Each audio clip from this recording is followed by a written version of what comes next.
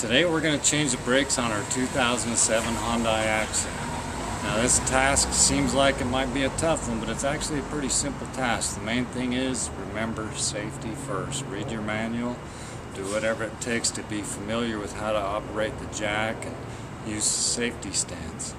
You need to know where the brake fluid goes. That cap off, just so it has, when you compress the brake caliper, it has room for the fluid to flow back up into it. So. Now always remember safety first. I don't have any proper wheel chocks, but I did block my back wheel. I've got the emergency brake set on the front as well, so make sure you follow all safety all you can. I've got a jack stand supporting it plus the jack just for added support. Now I've already got the wheel removed. Now we picked up a set of Duralast brake pads. There's two sets in there. Now you'll notice the difference. This one has the sensor that lets you know when your brake pads are getting low. That's where they start rubbing. So even though you hear that sound, you do have a little bit of time. So you get a matching set out.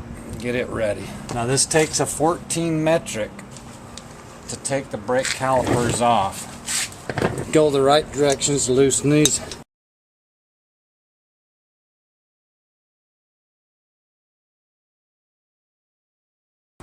And then your brakes just lift right off, and make sure you lay that across so it's in a safe position for that hose. Take the brakes off.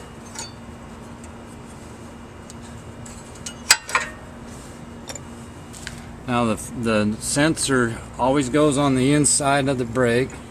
It's easier just to slip in that groove and then pop it right in that groove like that.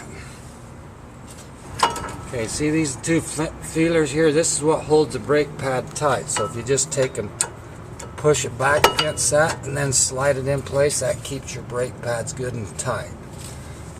Now one of the challenges is we got to push this caliper in so that there's room for the brakes to fit, because as you notice there's not enough room now.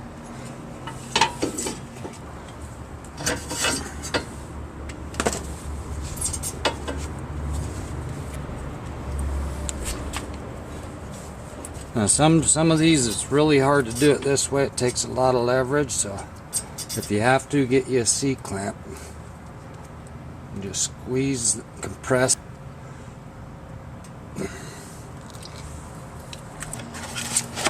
Now some of them come with this high performance brake lubricant. You want to put that on all the contact points. It helps when the dust gets beyond it, that it doesn't make noises.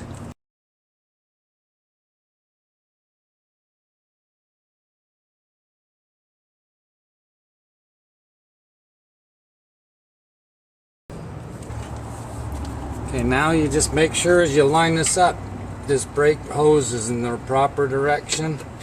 Slide that into place. Take your 14 bolts, screw them in.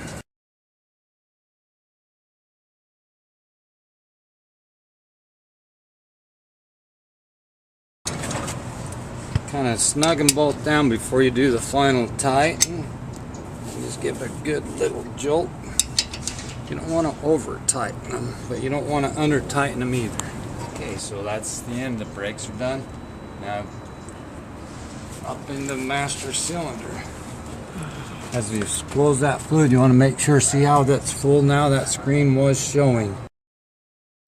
So now your master cylinder is right back up to where it should be. See the max level right here? So you're back up to where you need to be. Now we just put the wheel back on. Now once you get the wheel back on, before you take off driving, make sure you pump your brakes and pressurize the brake pad. Otherwise you might not stop right away.